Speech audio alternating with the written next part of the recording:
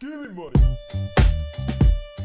What is up, everybody, and welcome into another episode of the Ain't It Funky podcast. My guest today is Niklas Gantenberg of Berlin-based indie alternative band Prismala. Niklas is a very dear old friend of mine from when I lived in Berlin. Niklas's band Prismala has been making some serious moves in the indie scene, playing a series of festivals, recently selling out the Renaissance Theater in Berlin, and now landing a monthly residency at the famous Badehaus Club in Berlin. They are seriously a band to watch. Niklas is just the nicest dude you could hope to meet, and I'm grateful he took the time to come on the podcast. In this episode, we talked about Prismala's sold-out show at the Renaissance Theater, the Badehaus residency, how he creates the backing tracks for Prismala's live gigs, his main inspirations on the drums, and more. If you enjoyed this episode, please subscribe wherever you're listening. The video version is available on YouTube as well. Thanks for tuning in, and enjoy.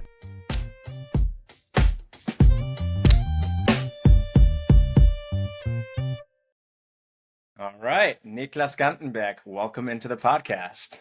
Thank you so much for having me, Harry. So, for the listeners who don't know, Niklas, you and I go way back. And actually, when I was in Berlin recently, we had this conversation.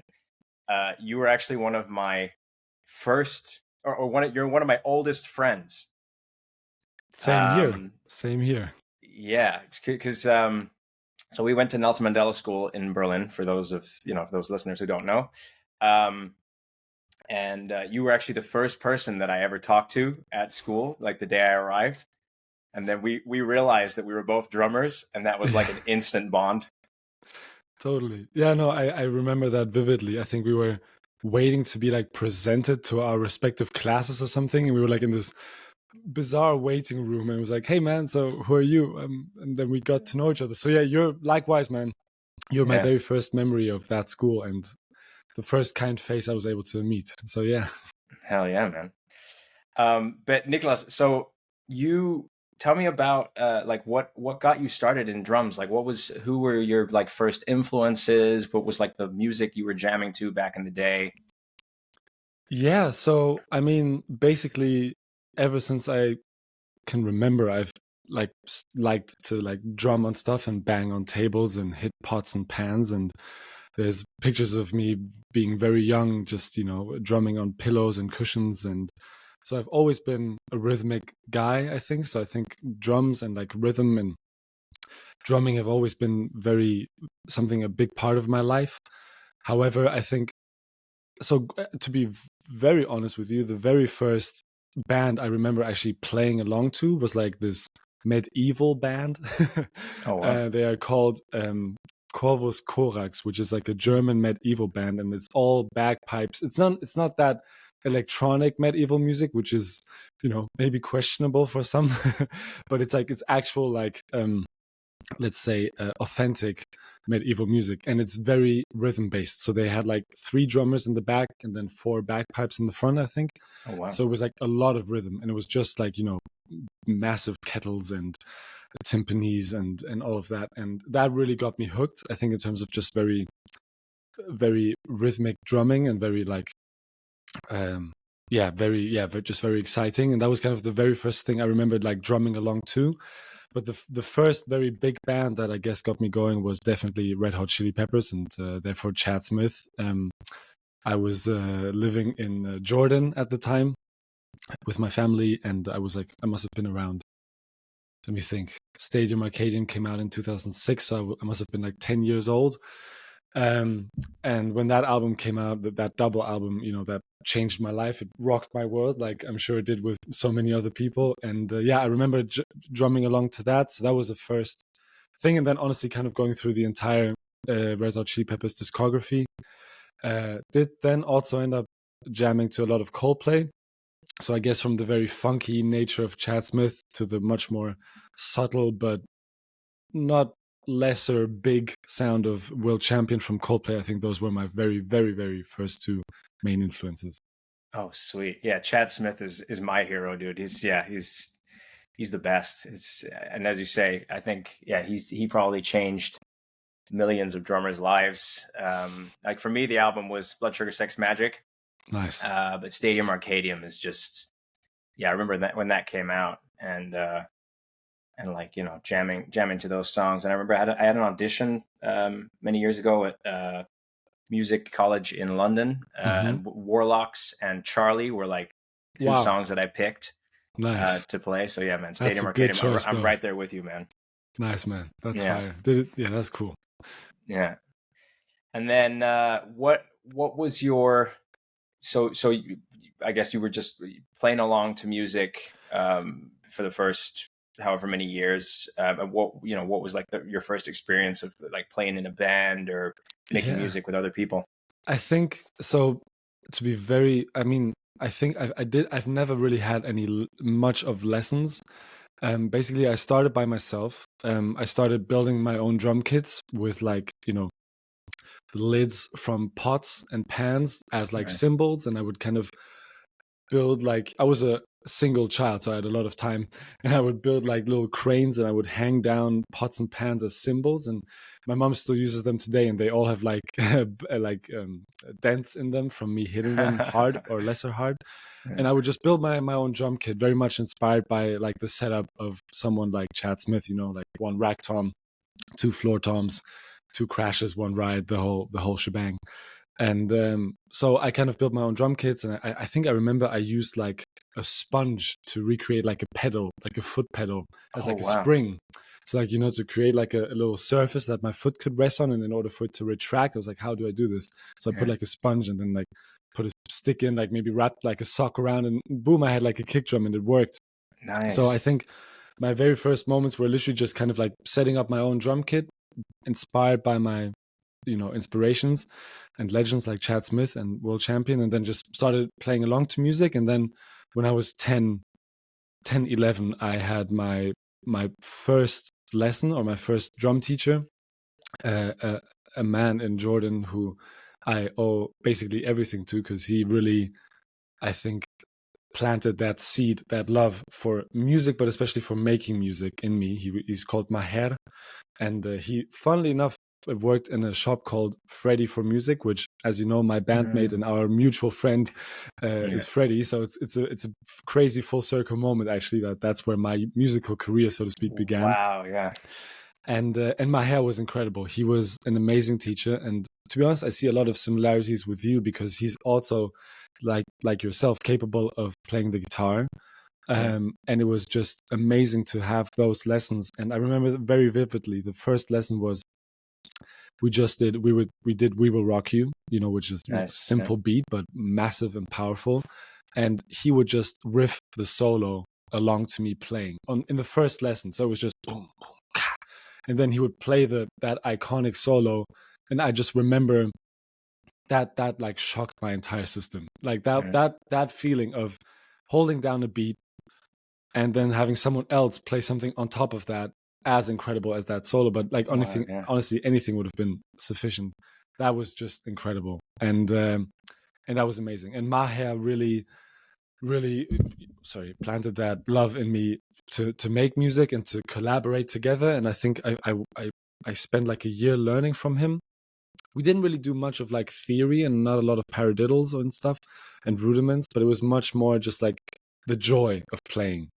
Right. And then when I came back to Germany, I had another teacher, but that didn't last very long. And honestly, not a great guy, to be honest. But he gave me more of an introduction to, to a theory and to rudiments and all of that. But to be Nice. honest, I only had those two teachers for like a year and a half in total, and then ever since then, I've just been trying to approach it by myself, which definitely has its benefits, but there's a lot of technical stuff I very much still am brushing up on and still am learning. But I don't know, that kind of autodidactic approach has always been my vibe. Nice. Yeah. And did you say something about first starting in bands and stuff? Sorry, I've been talking too much. No, no, no, no, no. You're good. No, no. Like, yeah. What was? I guess, yeah. What was your? I think the original question was, what was like your first experiences of playing music with people, Mm, and then I guess, yeah, we can segue into what was your first experience in like actually playing in bands. mm. I think the very first thing I ever did was with a friend in Jordan, once again, called Sharif. If you ever see this, Sharif, hello. Sharif and I, we formed like a duo, kind of Black Keys duo, called Nice. the Purple Roses. Oh, sweet. And that was fun. That was the first time ever actually collaborating with someone and writing songs. It was purely instrumental, and like we went on these like 7-minute, extravagant creations at the age of like 10. So humble beginnings, but yeah, I guess honestly the first big steps are, in the community that you and I grew up in. I think like the first proper band I was in was Kushti, which together with your band Quit at the time was, I think, uh, the two beacons of musical prodigies in Berlin. I'd like to believe, and yeah, that was the first band I was in with. One of those bandmates is still in the band with me today in Prismala, Freddie, and the other two that they have interchanged over the years. But yeah, kind of that pool of friends that you and I grew up in. That was my first experience with music. Yeah. Right. And so tell me how that came about. Who kind of started the band? What led to you guys getting together in the formation you were at the time? And It was actually in our school building next to the assembly hall. Is like a tiny. You'll probably remember. There's like a tiny music room which like stores some equipment. It was right off the stage, and I literally one break time just happened to walk in as Freddie, Joel, and Basti were actually just in there as a 3-piece talking about starting a band. And I literally, it was just a stroke of fate. I happened to walk in, and Joel, who I knew a little bit, he was like, "Yeah, you play drums, right?" And I was like, "Yeah, I do." And then it was like, "Well, I mean, do you want to be in a band?" I was like, "Sure." And then it just kind of started from there. And so a very happy, very lucky accident. But then the first jam session that I had with the boys was wonderful. And I mean, Freddie and I, we really formed I'd like to believe a lifelong partnership, ever starting back then. And we've been making music together now for, I think, the better part of like 16 years. So wow. It's very much like, yeah, he's my melodic counterpart. That's incredible, man. And then so eventually that, as you said, the let's say the lineup of the band changed. People came and went, and then eventually it formed into Prismala. Exactly. And you are obviously today you are the drummer of Prismala, and Prismala is very much going strong. And for the listeners who don't know of Prismala, I big shout out to y'all, because you guys are killing it with like, you did the sold out show at the Renaissance Theater in Berlin. Yes. You've got the residency in the Badahaus, which I want to talk about as well. Yeah. But yeah, man, tell me a bit more about like Prismala and what's been happening with the band, and let's talk about all your achievements to date. Thank you so much. That's a very kind intro, I have to say. Thank you. No, it's been wonderful. I mean, Prismala has kind of been going on for like 6 years, no, 8, wait, 2016. So yeah, 8 years. So we literally formed after finishing school. So the former band Kushti finished, but 3 of us in the band, Basti, Freddie, and myself, we wanted to keep going. And by the way, to anyone listening, like, we were all at the same school in the same year. So we'd known each other for years prior to this. And then actually on like, I guess sort of like the spring break graduation trip, Basti, Adama, and I were sharing a room. And Adama is an amazing human. He's really good at impersonating people. And he kept, like, every time I would show him a song, he would like sing it really well. And at the time I didn't even understand it. I was just like, damn, nice one. And then one day Basti suggested to me, like, hey, should we jam with Adama? And I was like, with Adi? What's his connection to music? Yeah. And Basti said, no, it'll work. Trust me, I have a feeling. And then, yeah, it was crazy. Then one of my 3 best friends, Adama, came in on a rehearsal and started singing. And it was like, oh my God, like, what just happened? I thought we're best friends. How did I not know that you can sing? How did you not know that you could sing? And it was like a talent being born in front of my eyes. And he's an incredible musician. And it just happened to work. And he's been really, and that was kind of the beginning of Prismala. It started with us 3 looking for a singer and finding it in one of our best friends, which was crazy. And yeah, then we had a really strong start. We recorded our first little album in like 2 months after being together. somewhere in Berlin-Kreuzberg on Mehringdamm. And basically we finished recording it. We played a show on Drachenberg, which is the only hill in Berlin. And then the day after that show, Freddie left for university. And it was that was the beginning and the kind of the beginning of the long distance relationship that's been existent for most of this band, because basically between 2016 and 2021, we kept the band going, but like on a long distance relationship. So we were all of us were scattered around different cities and different countries even. And we just, would try to reconvene when holidays matched, and we would work on songs and, just separately, and then come together when we could in Berlin. And, we played a couple of shows here and there. We kind of visited every city that one of us lived in. So we played in Bristol, which is where Freddie lived. We played in Dresden, which is where I studied, etc., etc., and did a couple of shows in Berlin. And and we just slowly but surely started creating a fan base. Very small, but like I think we kept at it as much as we could with studies and life and being apart from each other. But it works. And we made a promise before leaving, actually, in the summer of 2016, that we would do precisely this, that we would stay in touch, that we would kind of commit to regrouping in Berlin upon finishing our studies.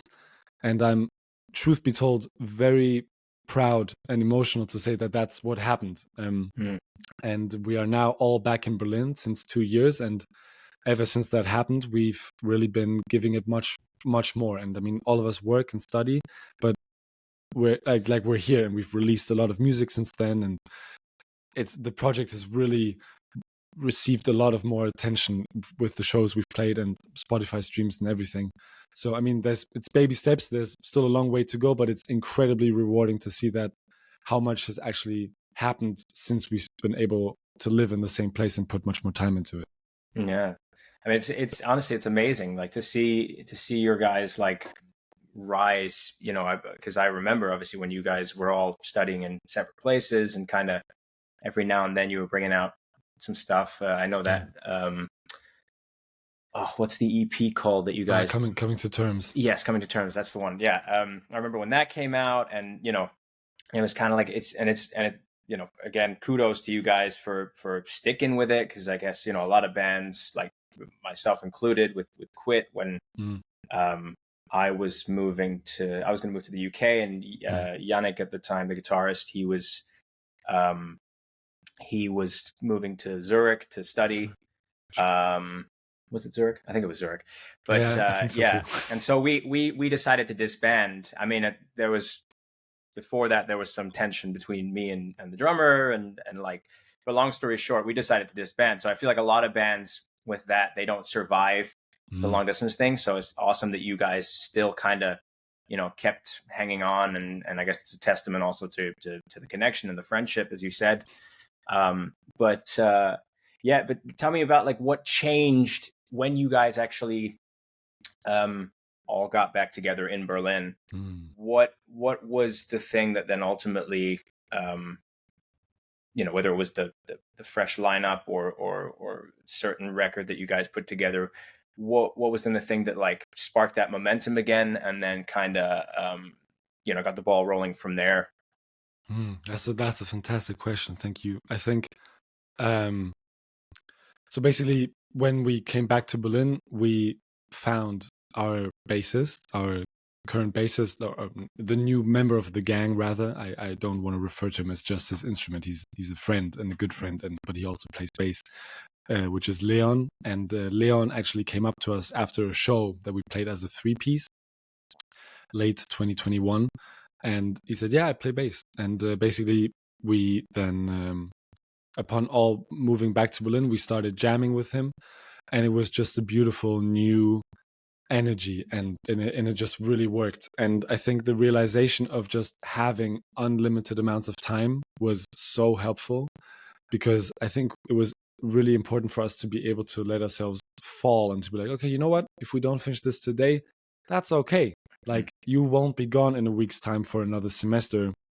Like, we'll be together, and we can hang out, and we can and it was much more. We were much more capable of actually developing that friendship much more, and then just honestly just meeting regularly and having that was really really good. And yeah, and Leon brought such an amazing energy, because Leon is I would definitely say the most talented and most trained musician in the band. He's incredible at honestly anything he picks up.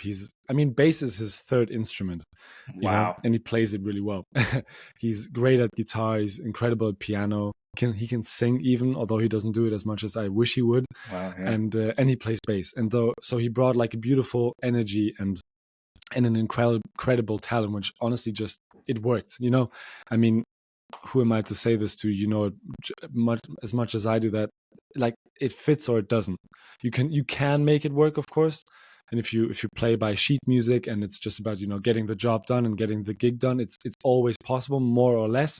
But if it's about that genuine connection from which truthfully like beautiful things can arise, like with Save Love and Peace and Slap and everything, I think you really need that genuine connection, and it worked with Leon, which is just such a beautiful thing to happen. And yeah, Leon just brought that amazing energy. And I think the thing that really got the ball rolling is we released. So basically, before we started becoming much more organically and recording and everything, we did a lot of like home production. As you can see behind me, my home studio is kind of what all of us had. And with that home setup, we recorded a song which is called Places to Be, which kind of has been, I guess, our most successful song ever so far.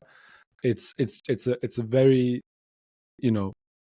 straightforward, I guess, pop song is fair to say, and was the first time that I actually completely produced the beat only digitally. It was my first steps with Ableton. This is the program that we use, and yeah, that song which we released in the summer of 2022, that kind of started kicking things up a little bit, because it was a song that connected with a lot of people. It's getting a lot of algorithmic numbers, if you want, and yeah, it's working quite well. And that got things rolling, and then we played a couple more shows, and then ended up recording a big album, which then kickstarted even more. But yeah, that's kind of the long and short of it. That's incredible. Wait, so did you guys like actively do something to like market the Places to Be and then the album, or was it just kind of an organic thing that just happened and you guys were like, oh wow, it's just being received like incredibly well? Yeah, it was. We did a little bit of marketing. Like we filmed our first music video, which was great. And to be very honest, that just gave us a lot of good footage to use for like we worked with like a PR agency, and they actually like cut together a little video, which we then uploaded on Instagram, and it was advertised, and then we actually started seeing people get start listening to our project that we didn't know. And all of a sudden we would have like an ad running on Facebook and on YouTube and on Instagram, and all of a sudden just small steps, but like people were getting attention of it. And then people were like, people started, like one or two people started making like a TikTok with it, not big things, but like it started to become a thing of its own, which was really cool. And then we also just were lucky enough that it got on a couple of like private playlists, which is cool. So none of the editorial ones, but like bigger private playlists, which then push the numbers. And I guess as soon as the numbers go up, it looks more attractive to people, and you're more inclined to listen to it, etc., etc., etc. So yeah, a little bit of funding, a little bit of advertisement, and voila. Wow, man, yeah.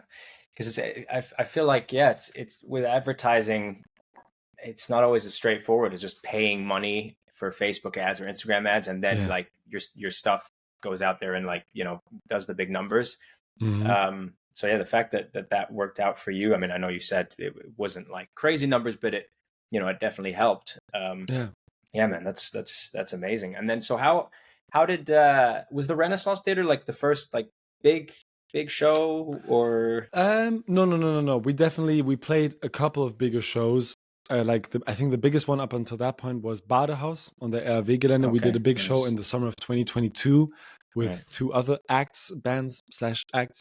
They're both solo acts actually, but and then that was a big show because we sold out Badehaus, which at the time was like a massive thing. It was like a lot of people at the time, and like, you know, all tickets sold out online, so there wasn't even like a evening box office and everything. And so that went really well, and that got a lot of attention. And then kind of using that momentum, we got like a funding from the Initiative Musik, which is something I definitely want to plug because it's incredible. It's funding from the German state for music projects.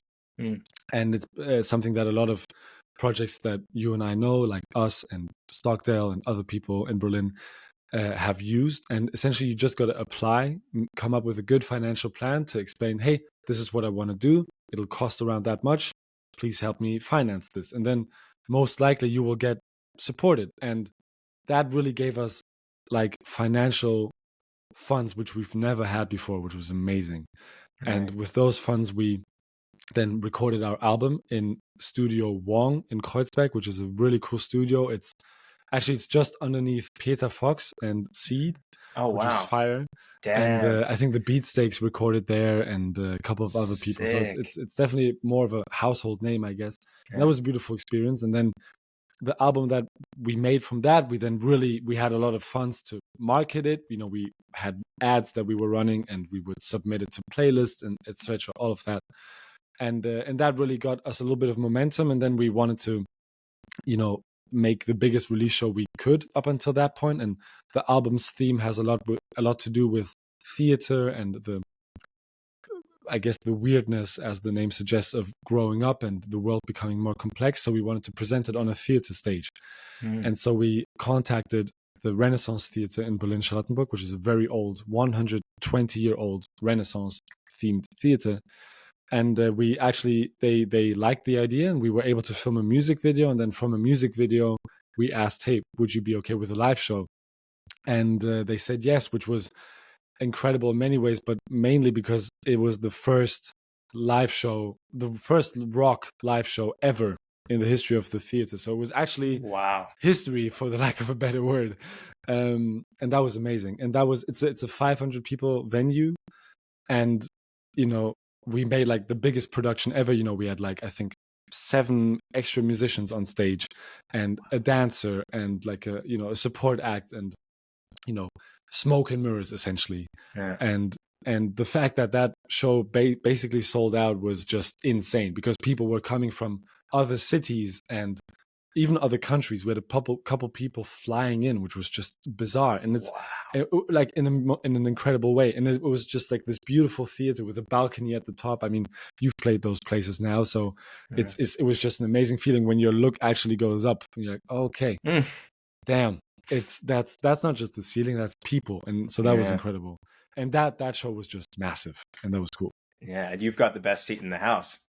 Facts. And I've got a seat. So no, it was amazing. Exactly. Oh gosh. Oh man, wow, that drum setup was fire. The sound in that room was very cool. What was the setup? Because tell me about your rig. What you were using? Yeah, I'm pretty straightforward. I have a 3-piece kit and 4-piece cymbals. That's kind of what I like to roll with. So for that gig, I borrowed a nice Ludwig snare, just rented it for that show. I just wanted that sound. My snare is okay. I've got like a maple sonor snare, which is fine, does the job, but it's got a lot of overtones that I sometimes can't get rid of. Doesn't matter how much moon gel or rings I use. But then for that show, I was like, you know what? Like let's get something nice. So I got the Ludwig, and it was like, it's just beautiful. I mean, it's frustrating to realize every time again that snare is just superior, at least in my mind. But was it superphonic or a superphonic? Yeah, exactly. Of course, yeah. My god, it was like, oh my god. So I got that for the show, and yeah, I have a what is it, 16-inch rack tom, I think, and a 22-inch floor tom, which I like because it gives a lot of boom. It gives a lot of depth. And cymbals, I've got the Paste Signature series, which is really cool because I've been meaning to get something that blends really well together. And I think for me, the element that I use a lot is the ride. So I wanted to find something that is clear even when hitting it with the side of the stick. And that Paste, because it's a thinner cymbal, it's a thinner series, it blended really well together. And it had the clarity, but also the power that I was looking for. So that really worked well. And so that's kind of the setup. And on my left, I do have a lot of electronic stuff because we do play with click and with a lot of backing as well, backing tracks. Because some synths and a couple of additional vocals here and there just come from the tape essentially. But yeah, Nice. Yeah. So do you? I guess you trigger the backing tracks on that. You got the Roland. What's the pad called? SPDSX. That's it. Yeah. Exactly. So it's the Roland SPDSX actually only acts as a MIDI controller. So basically, I have my laptop left of me, which runs Ableton Live. And on Ableton Live, I have a massive program which has all songs and all backing tracks. Nice. And basically, because I don't want to like have to type and move forward left and right when I'm playing live, so I connected my laptop to the SPDSX so that I can hit different pads, which will then jump to. I can press play, I can pause, I can kill the track. I have like a foot switch next to my hi-hat foot stand, which just kills the track immediately, which is really helpful because, sometimes, your hands are up here, but all of a sudden Freddie breaks a string, Adama falls off stage, whatever, and it's like, okay, let's kill the track. And then you can just kill it with your foot. Yeah. So that's really helpful. And I've now something that is really, really cool and honestly changed the game for me is an app or a website called AbleSet.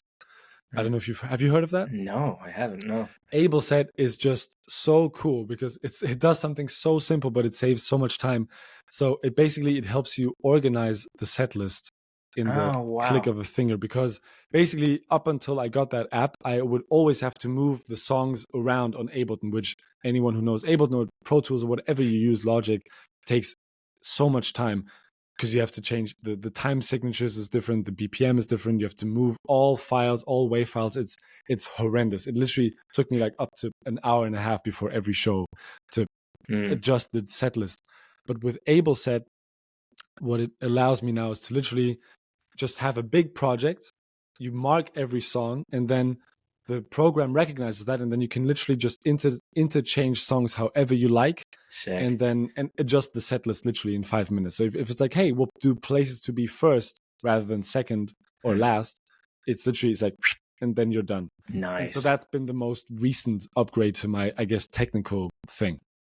Sweet. And yeah, you talked about also before you mentioned the like other musicians you had and the dancers.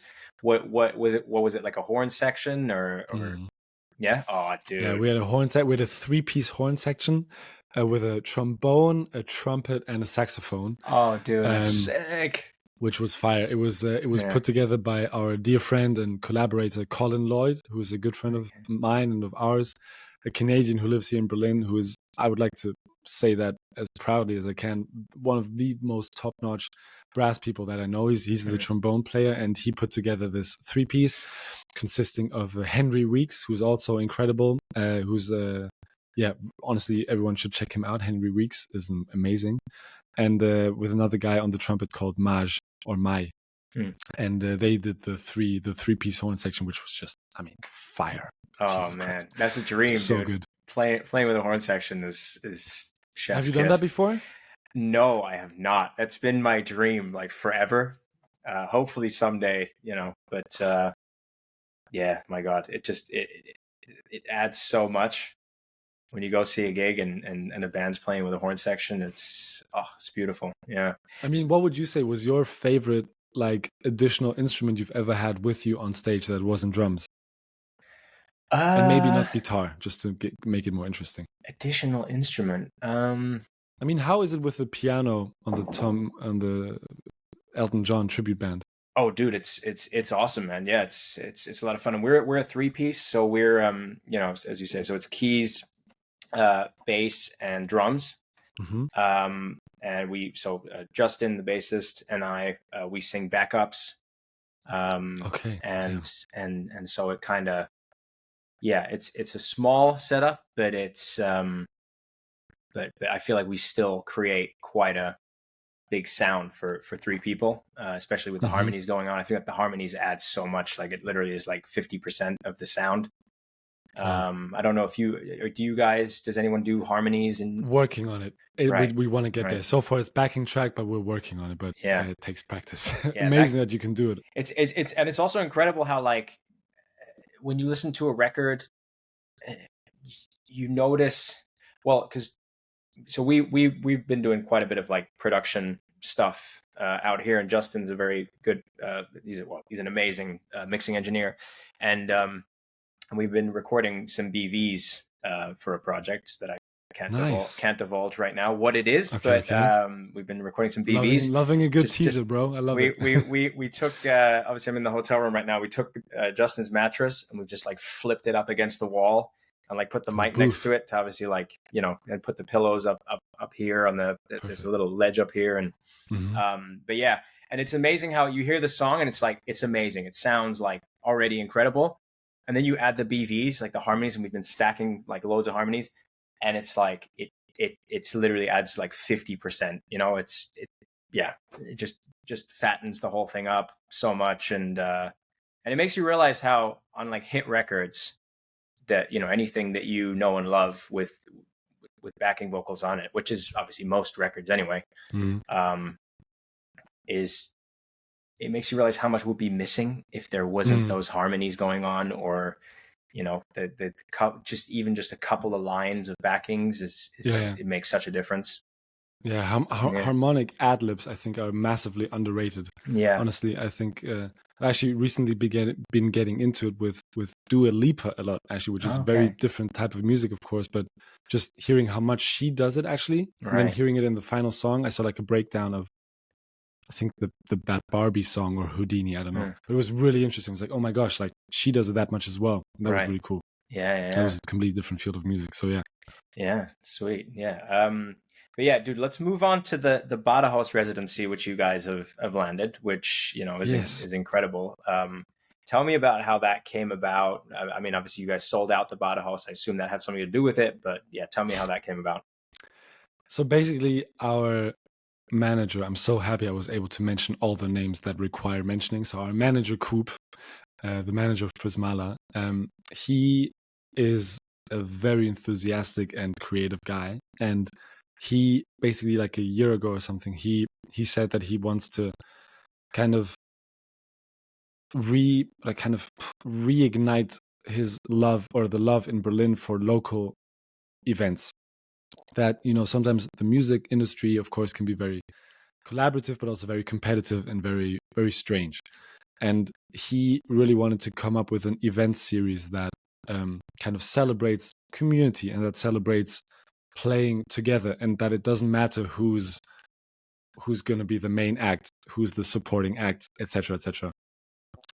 And so basically he said, hey, why don't we start like an event series which celebrates precisely that? Because Prismala has and is all about having people that we like on board. So I would like to say that every collaboration we've ever done, whether that is visually or musically, has always been with people that we love and adore, and honestly either had a friendship going into it or then came out with a friendship.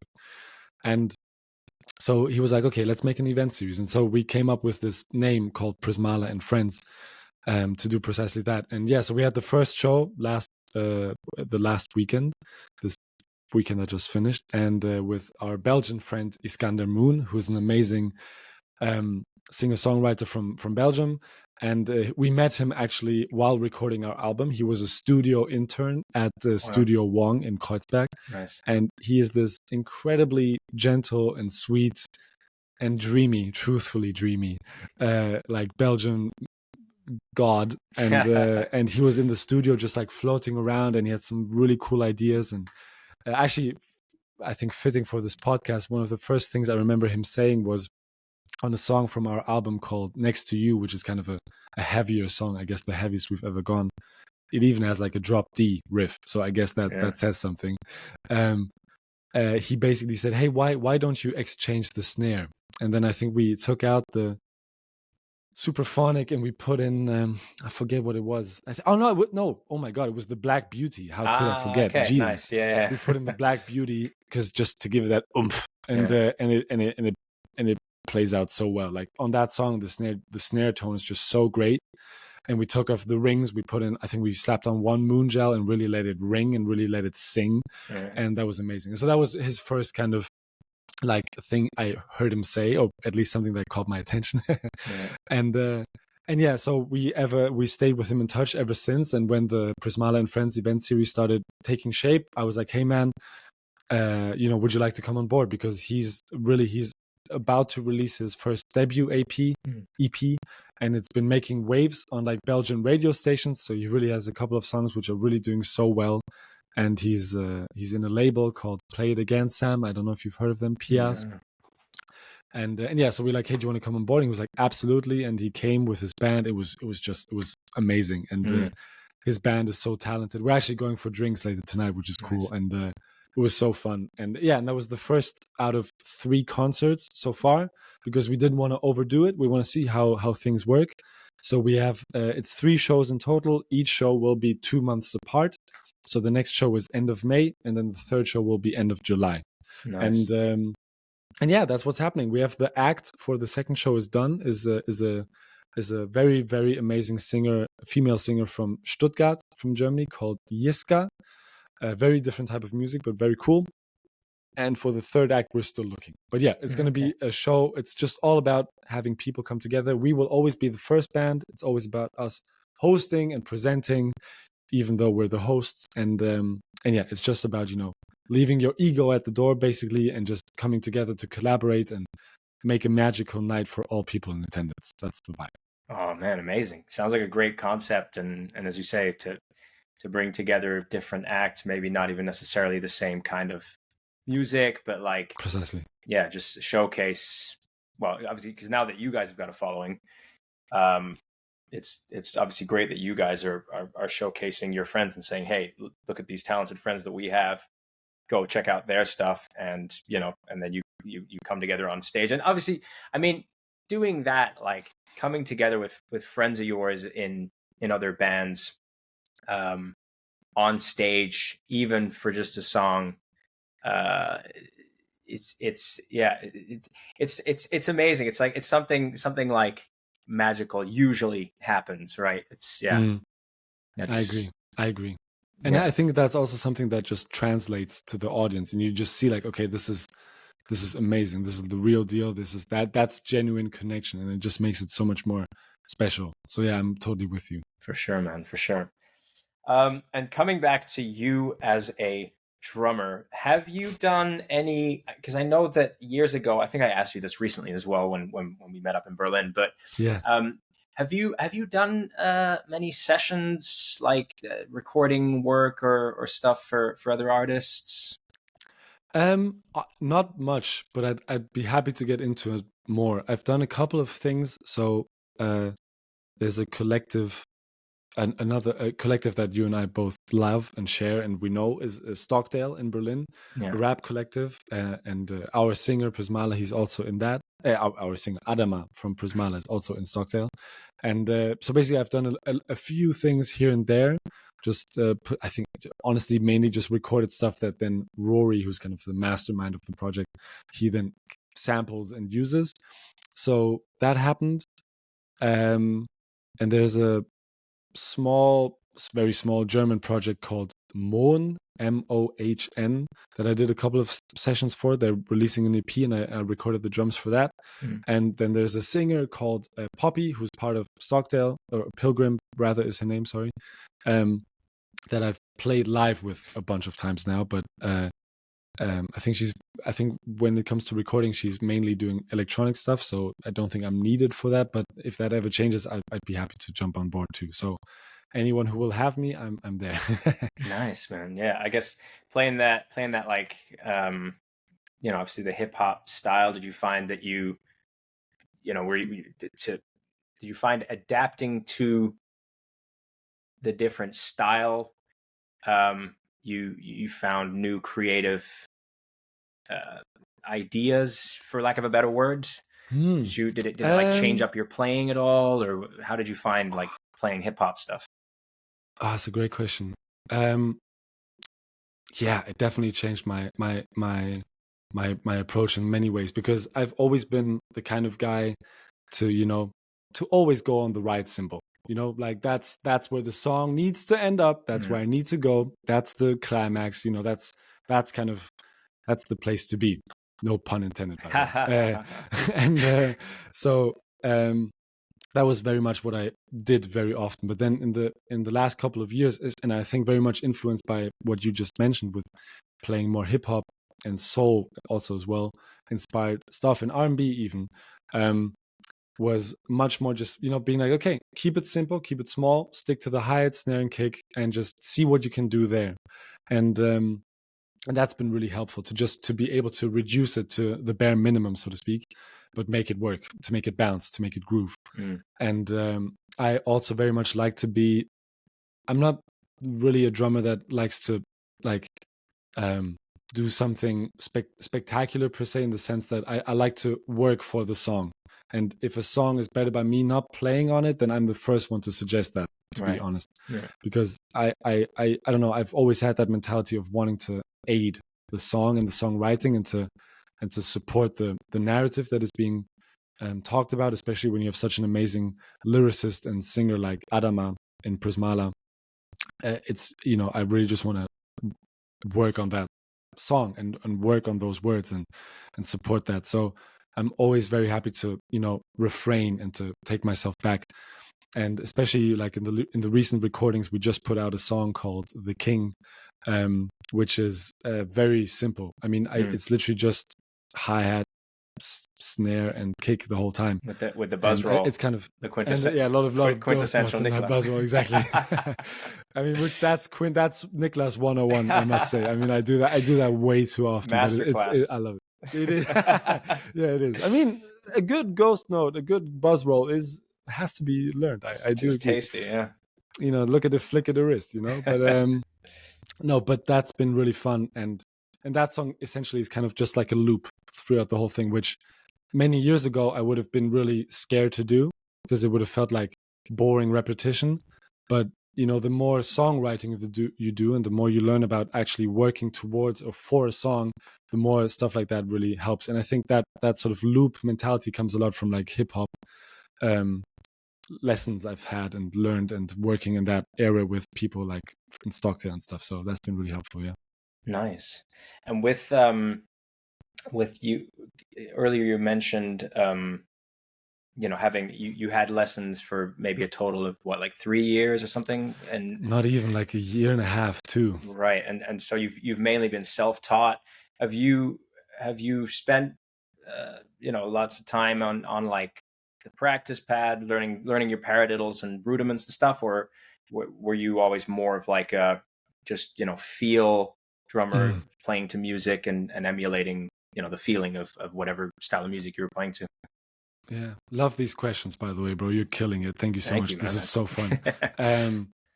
Definitely the latter. I've always been more of a feel guy. To be honest, and there's a lot of stuff I still want to learn and need to learn more. Like my tuning game is not that great. So there's a lot of stuff I really still need to brush up on. But I don't know. I always had that kind of just dive in mentality of like hearing a song and then just playing along to it. And then I'm also a very visual learner, so I did look up a lot of like YouTube videos of stuff. Like I remember one of the first things I remember was like throw away your television from By the Way from from Red Hot Chili Peppers. Like just that pattern on the toms, I was just like, oh, what is that? And I remember just watching that live DVD live at Slane Castle in Ireland, just over and over, just trying to get getting that drum beat down. And essentially it worked eventually. And that's kind of been my go-to, or that had been my go-to for a long time, just to listen and to learn, or to listen and watch and learn.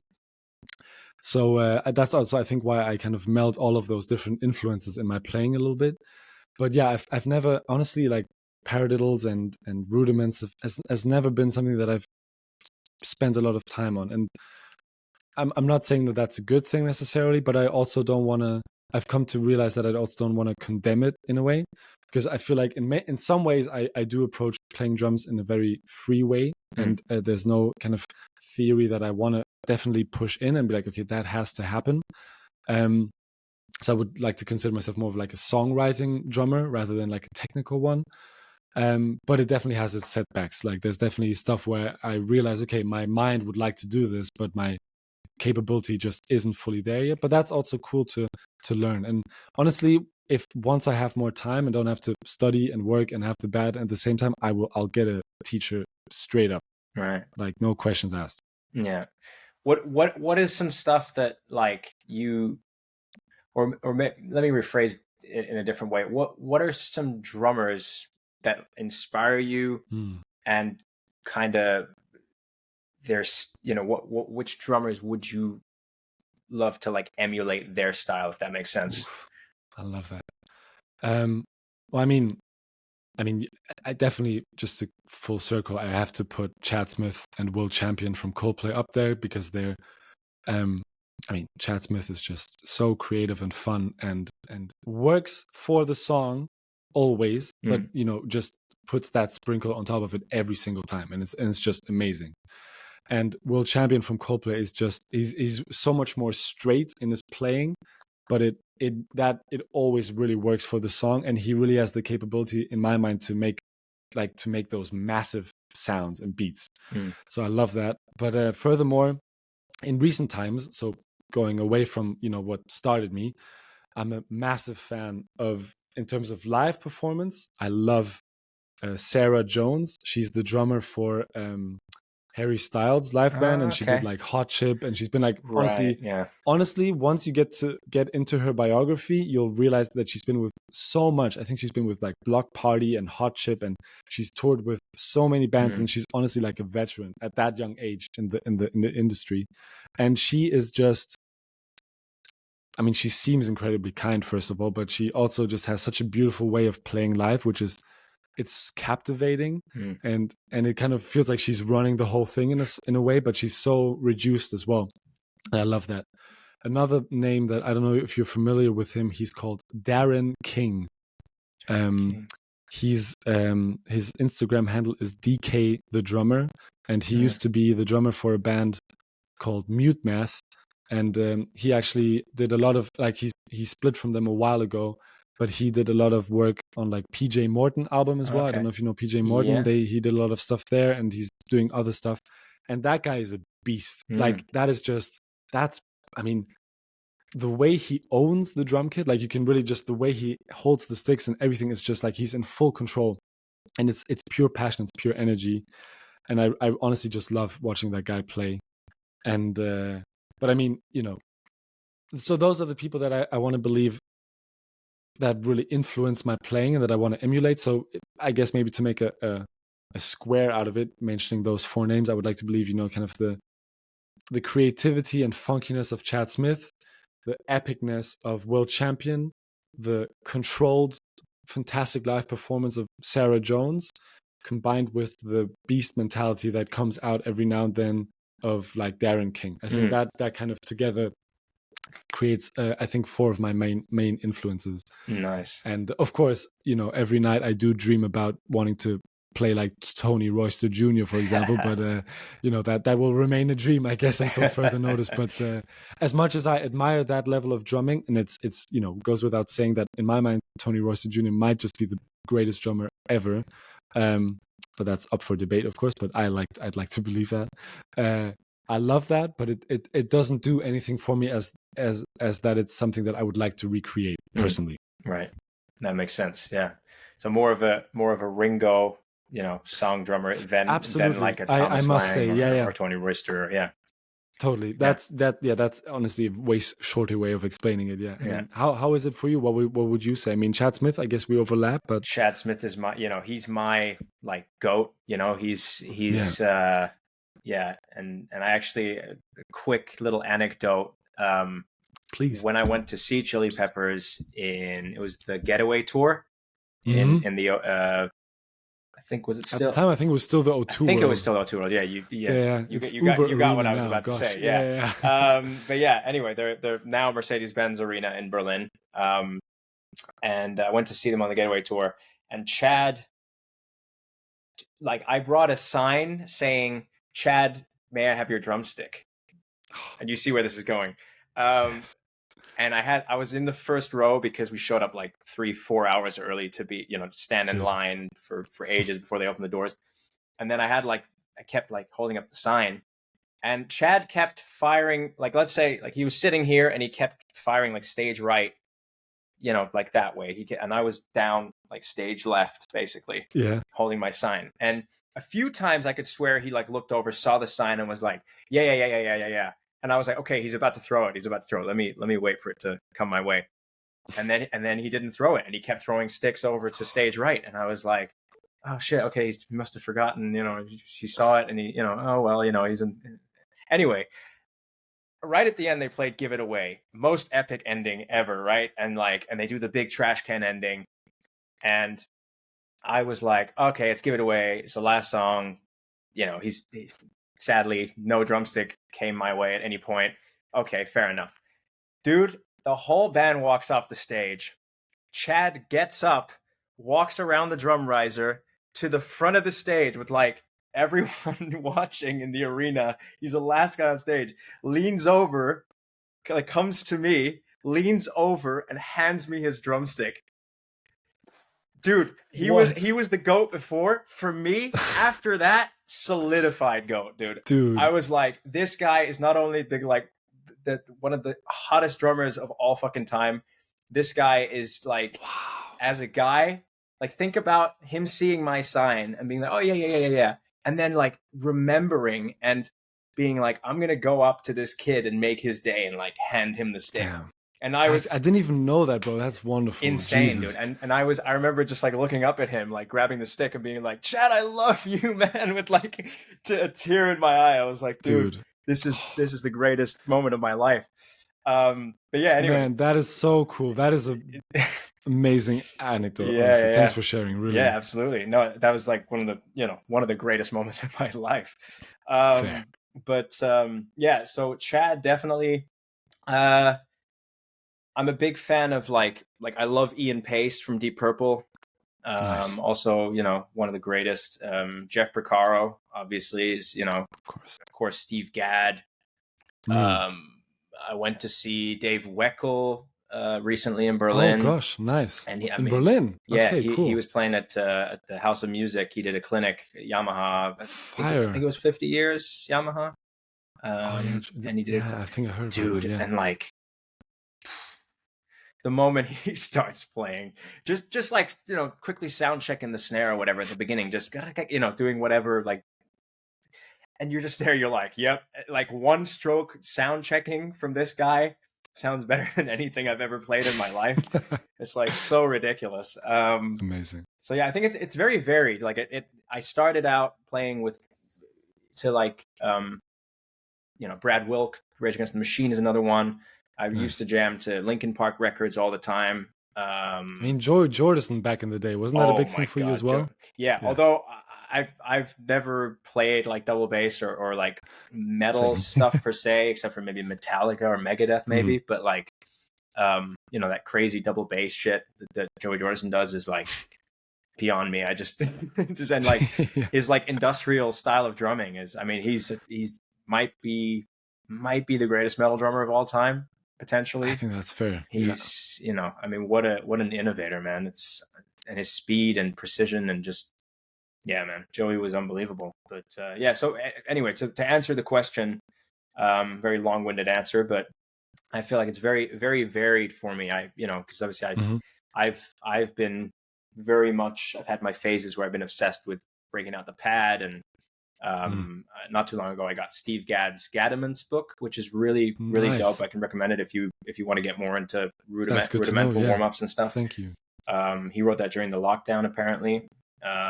Used his time wisely, which I can't say the same. I didn't write a rudiment book during lockdown, but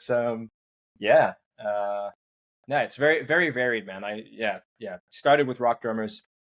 And then over the years, very much like gospel fusion drummers came into the mix, and I tried to emulate different styles. And yeah, that's so cool. Nice. I mean, that's a wonderful list, bro. Honestly, for sure, man. Tell me real quick about your setup that you've got going behind you, and because it sounds like you do quite a bit of stuff with like production. And are you the guy who like makes the backing tracks for the band? Yeah, sick. Actually, yeah. Nice. Thanks for bringing that up. Yeah, that's of cool. Course, of course. Yeah, I do actually. It's so behind me I've got a couple of Adam Audio TV7 speakers, which I can, by the way, highly recommend. They're like good price, and they honestly just work for any type of music really well. To like just to make, you can listen to your folk idea as much as your techno idea and like rock idea over them, and it sounds great. So yeah, no, the backing tracks I do mostly. That's true, because so basically our the way we go about it is I mean, not super complex, but it's complex enough that it needs some time to adjust. So basically I've never been a big fan of click tracks that are very simple, like that to me never gave me enough information, like sonic information. So what I've done, and I can't take credit for this, I have to say this is inspired by Coldplay, I have to say, because basically a couple of years ago, a couple of their in-ear monitor feeds were leaked on the internet from shows. And it was, you could hear that they have like a tambourine click. And I was like, oh, that's so great. That is so fantastic. And so I got I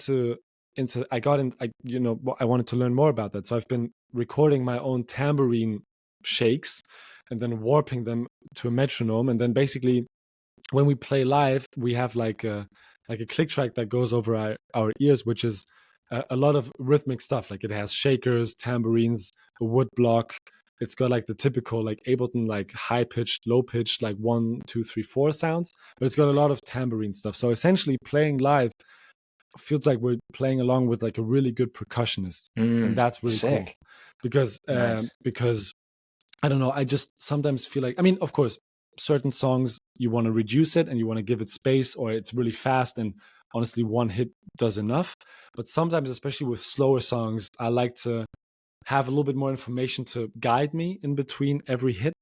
And so that's kind of what the percussion does. And a lot of like recording and putting it all together of those more or less complex backing tracks is what I do here.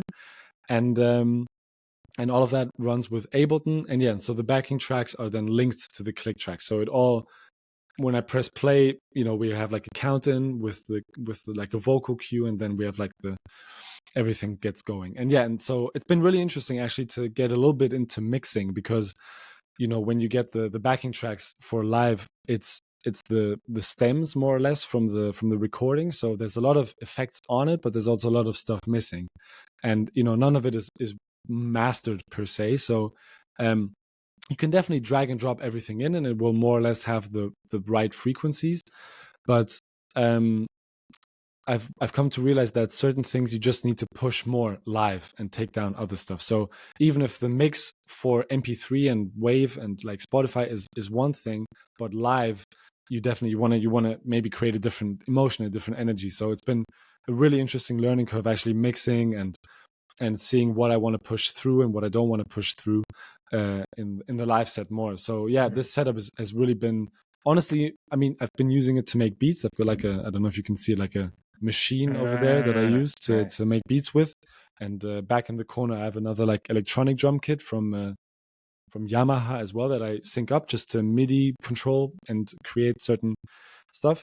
But yeah, mainly the last couple of months have been all about making that backing track experience as good as possible, and really, leveling stuff, because every front of house engineer out there will know that, a band says, oh, we got backing track, and then it's like not leveled, and then you put it on one level and then it blasts on one song and it's super quiet on the other.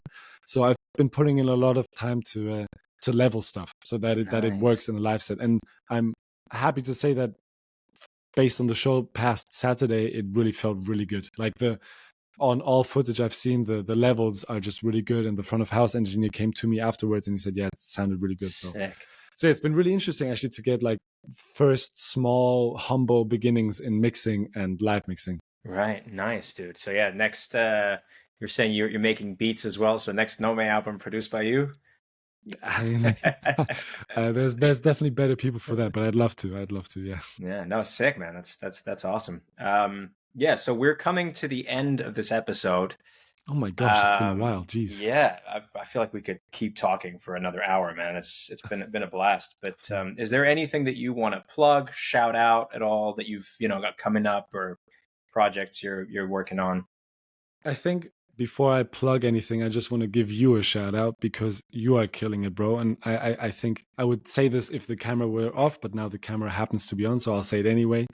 You're killing it, man. Like, honestly, I love that you're doing this podcast. I love that YouTube is an ever-growing fan base and that people are, following your cruise ship stories and are now following the, Elton John tribute band and everything.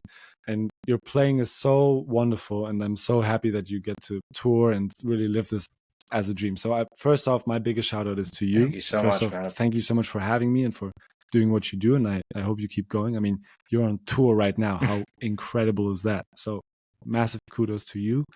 And I'm happy to know you, and I'm happy we stayed in touch right all back those at years. You, man. Yeah. 15, 16, no, wait, it means in 2008. So that's a lot of years. A lot of years. That's, what is that? Yeah, that's 18 years or whatever. So no, 16. But yeah, thank you so much for all of that. And personally, my plug, I guess, would be listen to Prismala on wherever streams are strung. We are, I think, available on basically any platform ever, which is cool. And we have a couple of shows coming up. We have more singles coming up for the rest of the year. And yeah, just come by to a show, and maybe come by to Prismala and Friends, and yeah, jump on board. It would be great to have you. For sure, man. For sure. Thank you. First of all, for the kind words. I really, really appreciate it. Very humbling coming from you. And yeah. Before I say goodbye, though, I want to ask, as you know, I consider myself a Prismala fan, not just because I know you, but your guys' music is beautiful, and obviously Adam's voice is, he's the man, as the voice of an angel. Is there, because you said you're dropping new singles, is there a new album coming anytime soon, potentially? Well, we're doing a lot of small albums, which are called singles. Right. No, so we're not doing an album this year, because we just wanted to, honestly, to be completely transparent, just try a different, I guess, marketing strategy, which is in this case do single releases. We've only ever done like 1 or 2 singles off an album, and always released the thing at once, which my kind of nostalgic album loving heart and vinyl collecting heart loves, which is to hear a piece in its entirety. And I think like many of us would love that that's the state of music. The reality is a little bit different, so we, truth be told, just want to try out how it is releasing singles, which all live in the same universe, but that are its own thing. And it's really cool, honestly, to have like artwork for every song, and I don't know, it just becomes its own little universe, and I do really love that. So it's truthfully with a genuine artistic intention, but also with a little bit of a music market influence, I'm not gonna lie. So no album this year, but definitely in the future. I can vouch for that, I promise. Amazing. I can't wait, man. I can't wait. But yeah, thank you for taking the time, dude. I appreciate you. And when I'm back in Berlin, I'll obviously hit you up, and we got to hang out again. Last time, man. Seeing you again after quite a while, it was long overdue, but it was such a blast to see you. And thank you, dude. Honestly, thank you so much for your amazing insight, and keep on killing it, man. Thank you, bro. This was a true pleasure, and thank you so much, and best of luck with the rest of the tour. Thank you, man. Appreciate you.